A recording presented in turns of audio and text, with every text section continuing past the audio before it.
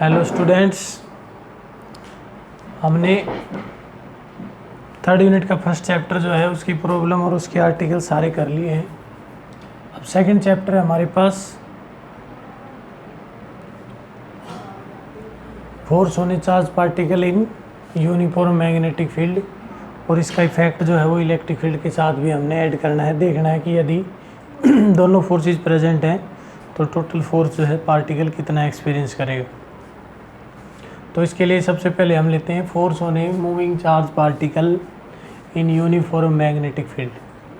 अब हमने मान लिया कि ये मैग्नेटिक फील्ड जो है in the plane of paper है, ये मैग्नेटिक फील्ड है यूनिफॉर्म डायरेक्टली इनवर्ड है पेपर, प्लेन ऑफ पेपर के अंदर की तरफ, मतलब क्रॉस के साइन अगर दिखाई देते हैं तो मैग्नेटिक फील्ड इनवर्ड लिया जाता है in the plane of the paper. अगर पेपर ऐसे है हमारे पास ऐसे तो मैग्नेटिक फील्ड इनवर्ड होगा क्रॉस के अकॉर्डिंग, अगर क्रॉस साइन दिखा रखे हैं तो। और अगर डॉट डॉट के साइन दिखाए जाते हैं, इस प्रकार दिखाया जाता है, तो मोस्टली मैग्नेटिक फील्ड जो है वो लिया जाता है आउटवर्ड। इसमें अब आउटवर्ड होगा, लेकिन ये गिवन होता है, कई बार चेंज भी हो जाता है according to the question problem के अकॉर्डिंग। लेकिन जो है मोस्टली जो क्रॉस के साइन होते हैं उधर मैग्नेटिक फील्ड जो है वो परपेंडिकुलर होता है और डायरेक्टली इनवर्ड होता है पेपर के, प्लेन के पेपर के इनवर्ड। तो इसमें जो है हमने एक मैग्नेटिक फील्ड ले लिया जिसकी direction in the plane of paper है, लेकिन यहाँ पे शो करने के लिए हमने मैग्नेटिक फील्ड जो है वो क्रॉस के लिए इनवर्ड थी। लेकिन अब जो है हमने मैग्नेटिक फील्ड की डायरेक्शन ये मान ली कि मैग्नेटिक फील्ड जो है, इसको 2D में ही दिखाते हैं कि मैग्नेटिक फील्ड जो है ये लाइंस है, magnetic field lines, uniform magnetic field है यहाँ पे, और मैग्नेटिक फील्ड की जो डायरेक्शन है वो इधर है अलोंग एक्स एक्सिस। ये हमारे पास एक्स वाई और जेड प्लेन है, तो ये एक्स एक्सिस, ये वाई एक्सिस और ये जेड एक्सिस। तो जेड एक्सिस जो है वो इनवर्ड टू द पेपर है, लेकिन यहाँ पे हमने मैग्नेटिक फील्ड जो है अलोंग द एक्स एक्सिस लिया है, यानी कि in the plane of paper लिया है। चार्ज पार्टिकल अब इस इलेक्ट्रिक फील्ड मैग्नेटिक फील्ड की डायरेक्शन के परपेंडिकुलर या किसी एंगल के ऊपर मान लो इंटर होता है, जैसे इस एंगल पे इंटर हो, ये भी एक्स वाई प्लेन के अंदर ही इंटर हुआ है, लेकिन इसकी वेलोसिटी v है और इसने एक्स एक्सिस के साथ एंगल बनाया है थीटा। अब ये कितना फोर्स एक्सपीरियंस करेगा, b को डिफाइन करने के लिए हमने इसके ऊपर जो फोर्स था वो पहले बता दिया था कि भाई जो चार्ज पार्टिकल होता है उसका चार्ज क्या है, उसकी वेलोसिटी v है और उसने मैग्नेटिक फील्ड के साथ थीटा एंगल बनाया है, तो उसके ऊपर कितना फोर्स लगता है। तो force on a charge particle और चार्ज क्या moving with velocity v at an angle theta, force on a charge particle of charge q small q moving with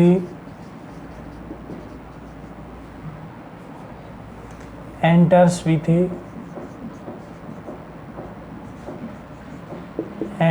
with velocity v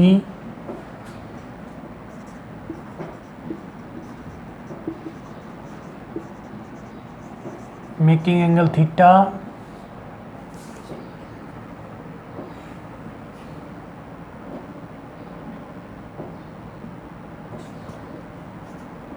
to the direction of field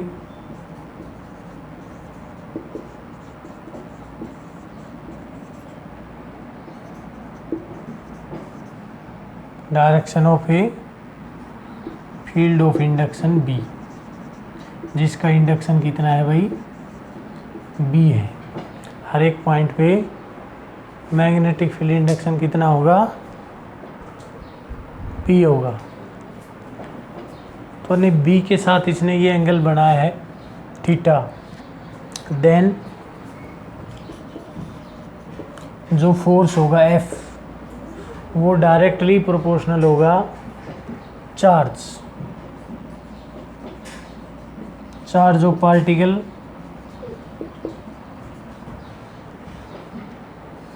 F जो है directly proportional होगा magnetic induction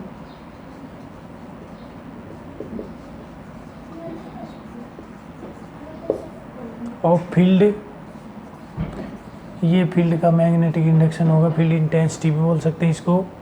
और B जो है F जो है वो directly proportional होगा component of velocity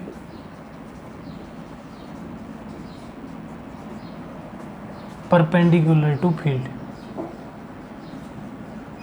component of velocity perpendicular to field, तो फील्ड के perpendicular.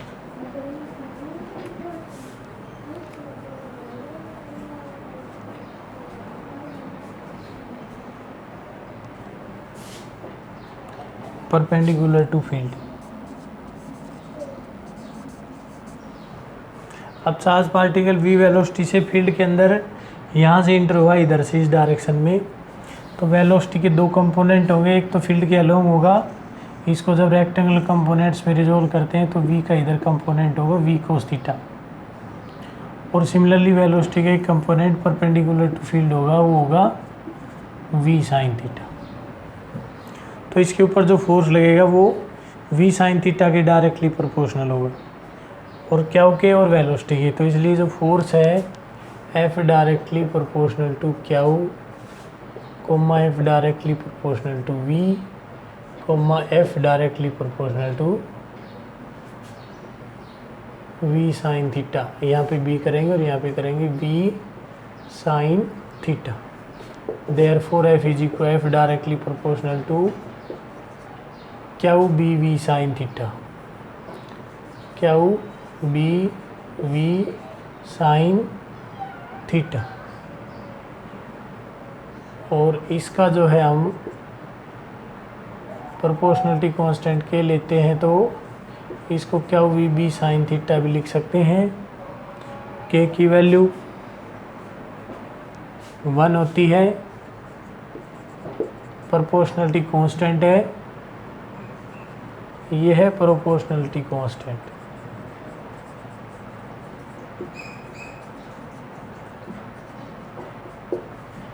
Therefore F is equal to हो जाएगा हमारे पास क्या हुई बी साइन थीटा। अब यहाँ से इसको जब हम मैच करते हैं ए क्रॉस बी, कि ए क्रॉस बी जो होता है वो ए बी साइन थीटा के बराबर होता है। दो वेक्टर्स जिनके बीच का एंगल थीटा हो उनका क्रॉस प्रोडक्ट जो है वो ए बी साइन थीटा होगा। तो जो ए बी साइन थीटा होता है उसकी डायरेक्शन जो होती है परपेंडिकुलर टू ए और बी दोनों की होती है, राइट हैंड स्क्रू रूल से दी जाती है। तो यहाँ पर भी हमारे पास जो फोर्स होगा उसको हम ऐसे लिख सकते हैं F इज इक्वल टू क्या इंटू वी क्रॉस बी, यानी कि V और B के परपेंडिकुलर। मतलब इसकी डायरेक्शन जो है वो किससे दी जाएगी, राइट हैंड स्क्रू रूल से तो नहीं दी जाती है, इसकी डायरेक्शन दी जाती है फ्लेमिंग लेफ्ट हैंड रूल से, क्योंकि तीन क्वांटिटी यहाँ पे वी बी और फोर्स। वेलोसिटी भी जो है वेक्टर क्वांटिटी है, बी बी जो है लेकिन परपेंडिकुलर होती है फोर्स की डायरेक्शन पर वी और बी के। और डायरेक्शन के लिए ला यूज़ किया जाता है फ्लेमिंग का लेफ्ट हैंड रूल। तो यहाँ पर F इज इक्वल टू क्या वी क्रॉस बी हो गया। इसमें जो है हम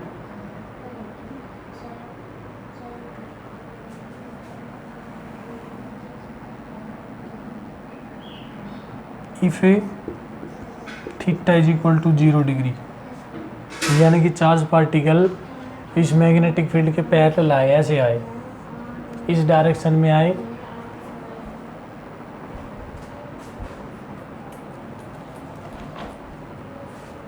चार्ज पार्टिकल अगर इस मैग्नेटिक फील्ड की पैरेलल डायरेक्शन में आता है तो थीटा की वैल्यू 0 हो जाएगी। और थीटा 0 होता है, तो फर्स्ट इक्वेशन से साइन 0 की वैल्यू 0 होती है, तो साइन 0 इज इक्वल टू 0 हो जाएगा। हम लिख सकते हैं particle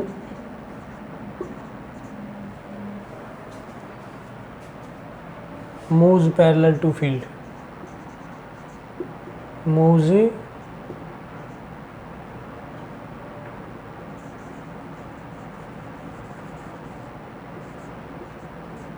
parallel to field, magnetic field के पैरेलल मूव करता है।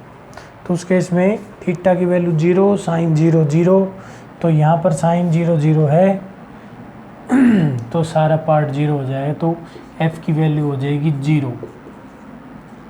Particle experience no force, particle passes straight, particle passes straight या अनडेविएटेड ऐसे भी लिख सकते हैं, स्ट्रेट भी लिख सकते हैं और अनडेविएटेड भी लिख सकते हैं, क्योंकि उसके अंदर कोई भी डेविएशन नहीं होगा, सीधा निकल जाएगा चार्ज पार्टिकल, कोई फोर्स ही नहीं लगेगा। फिर अगर इसका सेकंड केस ले हम थीटा का 90 का, अगर चार्ज पार्टिकल का एंगल जो है वो 90 डिग्री हो जाए, तो उससे पहले हमें इसकी डायरेक्शन बतानी पड़ेगी कि इसकी जो डायरेक्शन होती है वो फ्लेमिंग्स लेफ्ट हैंड रूल से दी जाती है। Fleming's left hand rule direction के लिए फ्लेमिंग का लेफ्ट हैंड रूल यूज़ होता है। फ्लेमिंग लेफ्ट हैंड रूल के अंदर क्या होता है भाई,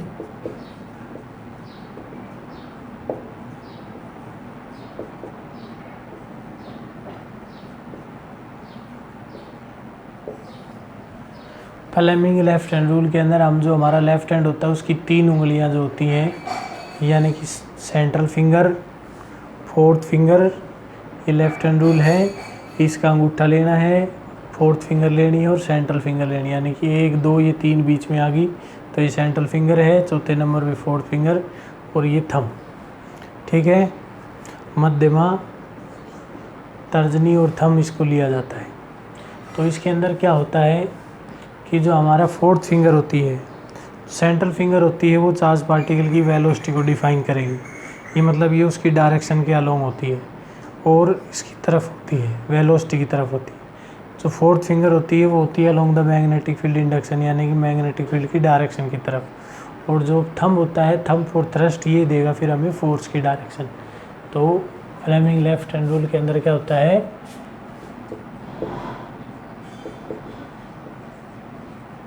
इधर central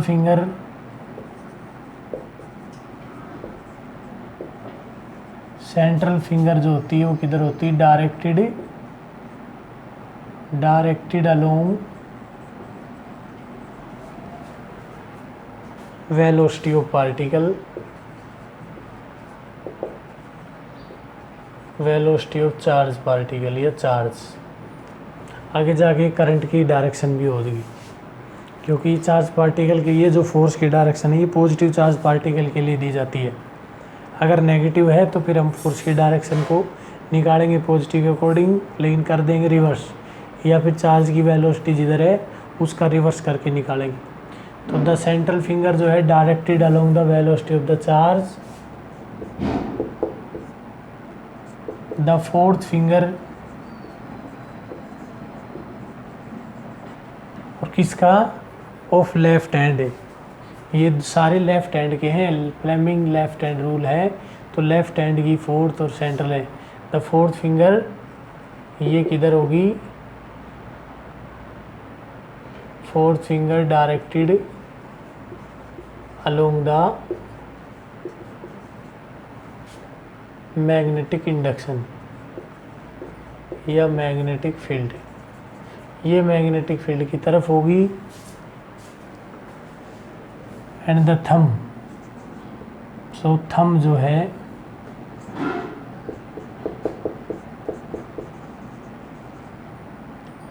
thumb directed along force,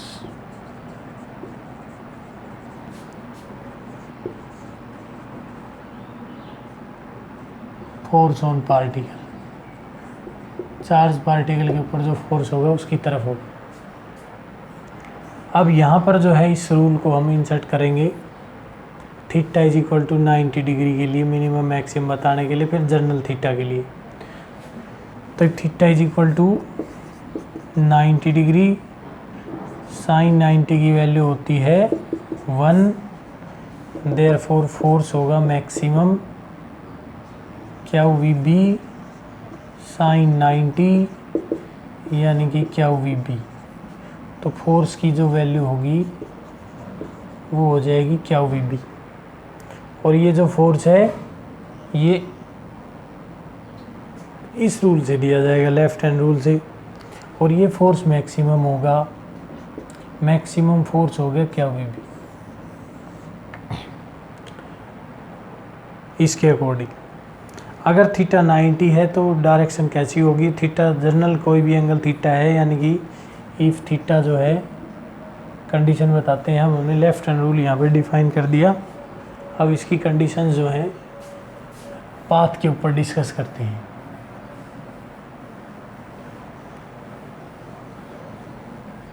तो इसमें हमारे पास 90 डिग्री के ऊपर ये केस बना है कि भाई F is equal to q v B.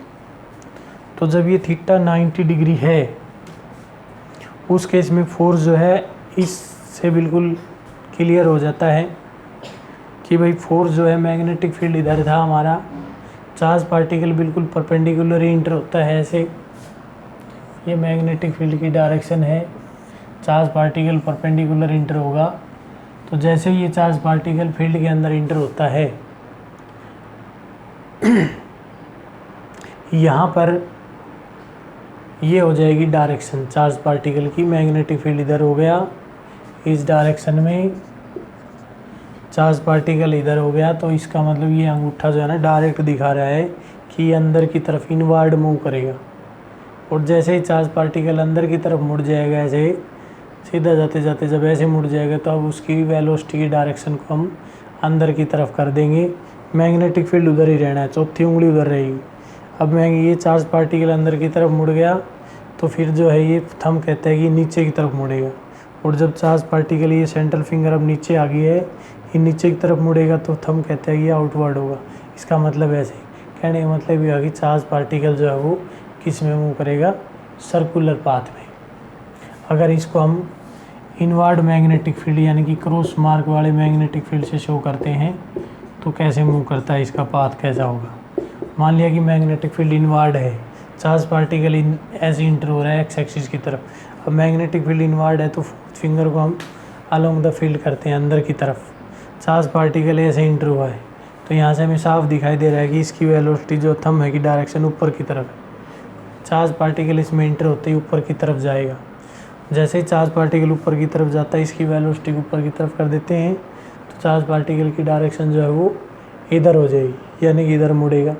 अब चार्ज पार्टिकल जब इधर मुड़ गया तो इसको ऐसे करेंगे तो वो नीचे की तरफ मुड़ जाएगा, नीचे की तरफ मुड़ जाएगा तो ऐसे मुड़ जाएगा। कहने का मतलब ये हुआ कि चार्ज पार्टिकल जैसे इस फील्ड के अंदर इंटर करेगा यहाँ से तो ये ऐसे मूव करना शुरू करेगा, ऐसे ये ऐसे मूव करेगा,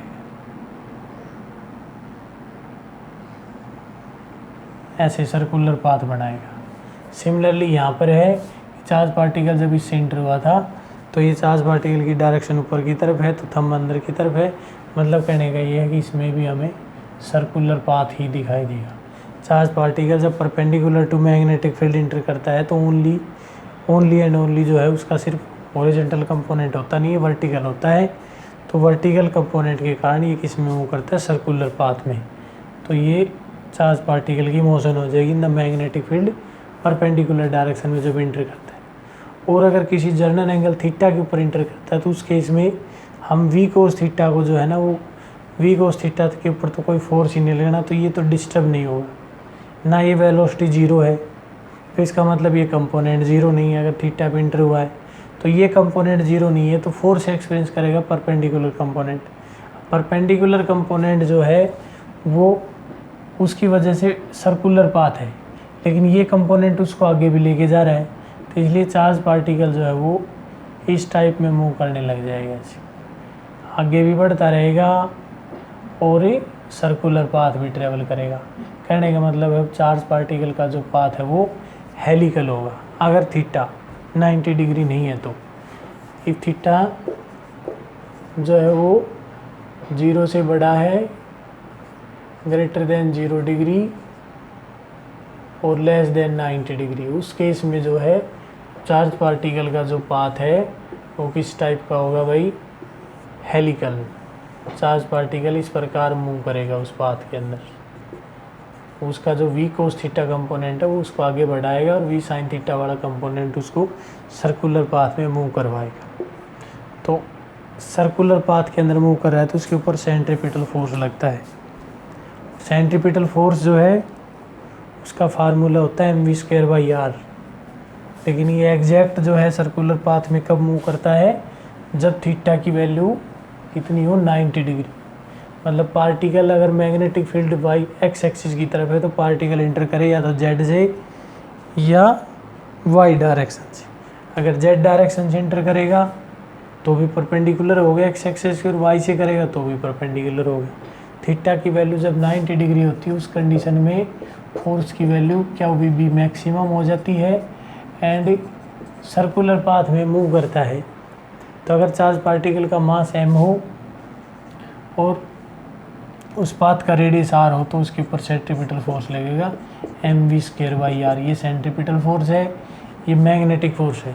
दोनों को जब हम कंपेयर करते हैं तो सेंट्रीपिटल फोर्स किसकी वजह से आया है, मैग्नेटिक फील्ड की वजह से। तो mv²/r = क्या होगी, b। इस केस में हमारे पास हम वेलोसिटी, रेडियस और इन सब की वैल्यू निकाल सकते हैं यहाँ से। mv/r = क्या b हो गया, और ये इसको मोमेंटम भी कह सकते हैं, लेकिन पहले हम निकालेंगे रेडियस। उस पाथ का रेडियस कितना होगा, mv/b के बराबर। यानी कि जितना ज़्यादा मास होगा चार्ज पार्टिकल का रेडियस उतना ही ज़्यादा होगा, जितनी स्पीड से एंटर करेगा चार्ज पार्टिकल का रेडियस उतना ही ज़्यादा होगा। अगर क्यू और बी कांस्टेंट है, क्यू और बी अगर कांस्टेंट है तो चार्ज पार्टिकल का radius directly proportional to mass से होता है और वेलोसिटी से। वेलोसिटी भी अगर सेम है तो किससे डायरेक्टली प्रोपोर्शनल हो जाता है, मास से। तो इसमें अलग अलग कंडीशन होती हैं कि r directly proportional to mass, r directly proportional to v. Velocity ज़्यादा होगी तो चार्ज पार्टिकल का रेडियस भी उतना ही ज़्यादा होगा।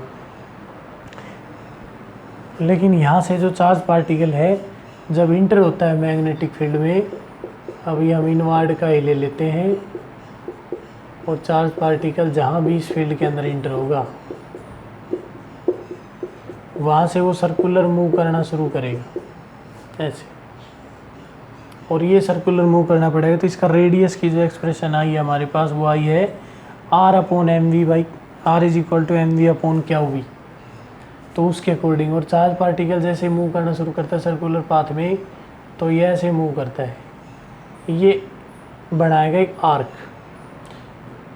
सेमी सर्कुलर आर्क बनेगी ये कंप्लीट रोटेशन के लिए फील्ड के अंदर, और उसके बाद ये ऐसे मूव कर सकता है चारों तरफ, सर्कुलर पाथ बनाएगा।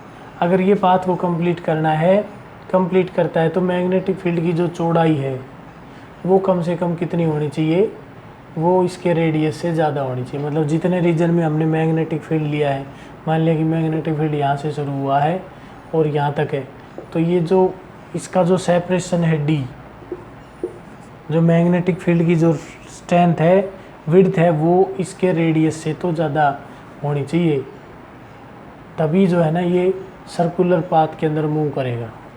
अगर इसके रेडियस से कम है तो चार्ज पार्टिकल सर्कुलर पाथ को कंप्लीट नहीं करेगा, ये इस पाथ से एग्जिट हो जाएगा विथ डेविएशन इस प्रकार। इस केस में अगर सर्कुलर पाथ कंप्लीट हो रहा है तो d > r होनी चाहिए, रेडियस से ज़्यादा होनी चाहिए। और अगर सर्कुलर पाथ इसका कंप्लीट नहीं होता है, ये डेविएशन में ही रहता है, तो मैग्नेटिक फील्ड की जो स्ट्रेंथ होती है, यानी कि जो विड्थ होती है, जो रीजन होता है, वो अगर उसके रेडियस से कम है तो इसका मतलब चार्ज पार्टिकल जो है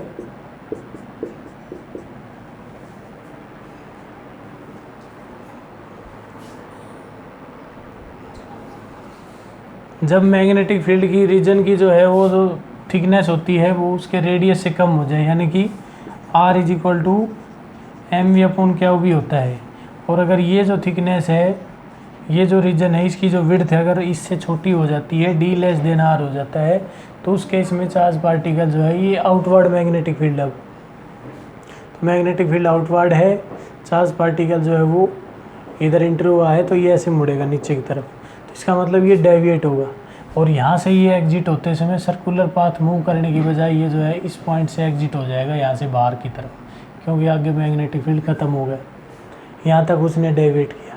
तो कितना डेविएशन हुआ है, या इस D का और R का जो रिलेशन होता है वो यहाँ से निकाला जाता है। मान लिया कि ये जो है अगर ये कंप्लीट करता है इस सर्कल को तो ये यहाँ आता, यहाँ से एग्जिट होता है ऐसे। अगर सर्कल कंप्लीट होता तो उसका कोई ना कोई सेंटर होता है यहाँ पर, ये हमने सेंटर मान लिया। तो यहाँ से ये इसकी हॉरिजॉन्टल डायरेक्शन थी, तो हॉरिजॉन्टल डायरेक्शन और वर्टिकल डायरेक्शन जब यहाँ पे बनाते हैं तो मान लिया कि इसने हॉरिजॉन्टल डायरेक्शन से थीटा एंगल पे डेविएशन हो गया इसका।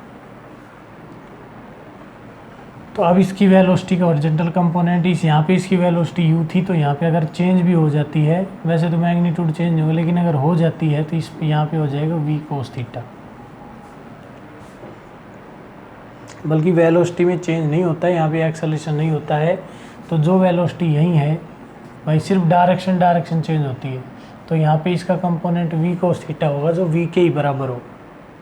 लेकिन यहाँ जो है इस पॉइंट के ऊपर जो है इसकी वर्टिकल वेलोसिटी जो है वो कितनी हो जाएगी, वर्टिकल वेलोसिटी होगी इसकी v sin थीटा इस तरफ। अब इसका अगर ये निकालें, इस ये जो थिकनेस थी d और इस पाथ के रेडियस में अगर रिलेशन निकालना चाहते हैं तो इस पॉइंट को यहाँ से टच करो, ये इस सर्कुलर पाथ का हो गया सेंटर। अब सेंटर से ये जो टेंजेंट है वो दोनों 90 डिग्री के ऊपर होते हैं, और ये दोनों 90 डिग्री पर हैं, तो हम इसको ऐसे आगे बढ़ा सकते हैं ऐसे, और ये देख सकते हैं अब हमारे पास ये आर्क बनी, एक ट्रायंगल कंप्लीट होगी। अगर ये एंगल थीटा है तो ये एंगल भी हमारे पास कितना होगा, थीटा होगा। ठीक है, क्योंकि ये एंगल थीटा इधर 90 माइनस थीटा और फिर 90 माइनस थीटा, तो ये थीटा एंगल बन जाएगा। ये एंगल कितना हो जाएगा हमारे पास, थीटा हो जाएगा। यहाँ पे बन जाएगा डी, और ये बन जाएगा हमारे पास है ये डी, इसकी थिकनेस हो जाएगी, और ये एंगल थीटा है तो ये साइन थीटा किसके बराबर हो जाएगा हमारे पास, डी बाई आर। ये हो गया रेडियस इस पाथ का, तो d by r is equal to ये कन्फर्म होगा। इस केस में जो भी एंगल हमारे पास आया है वो ये थीटा है, ये 90 माइनस थीटा है, तो इधर बचेगा थीटा, और ये फिर 90 माइनस थीटा, तो ये एंगल बनता है थीटा। इसलिए हमारे पास साइन थीटा की जो वैल्यू आती है वो आती है d by r, perpendicular upon hypotenuse, d by r हो जाएगा। और ये एंगल अगर समाल है, समाल थिकनेस है, जितना डी छोटा होता चला जाएगा उसके लिए थीटा समाल, तो sine theta nearly equal to theta बन जाता है, और उस केस में जो है theta is equal to d by r हो जाता है। तो हम यहाँ पे फील्ड की थिकनेस और उसके चार्ज पार्टिकल के रेडियस का रिलेशन डिटरमाइन कर सकते हैं। ये तब है जब चार्ज पार्टिकल एक ऐसे फील्ड में इंटर होता है जिसकी थिकनेस उसके रेडियस से कम हो, यानी कि वो अगर सर्कुलर पाथ में मूव करेगा तो उसका रेडियस इतना होना चाहिए था इसके अकॉर्डिंग। अगर इसकी विड्थ जो है वो उससे कम होए तो ये चार्ज पार्टिकल उससे डेविएट हो जाएगा ऐसे, तो ये उसकी ओरिजेंटल वेलोसिटी होगी, ये ऐसे होगी। थीटा वेरी वेरी समान है तो वी कोस थीटा वो है नियरली इक्वल टू वी के बराबर हो जाता है।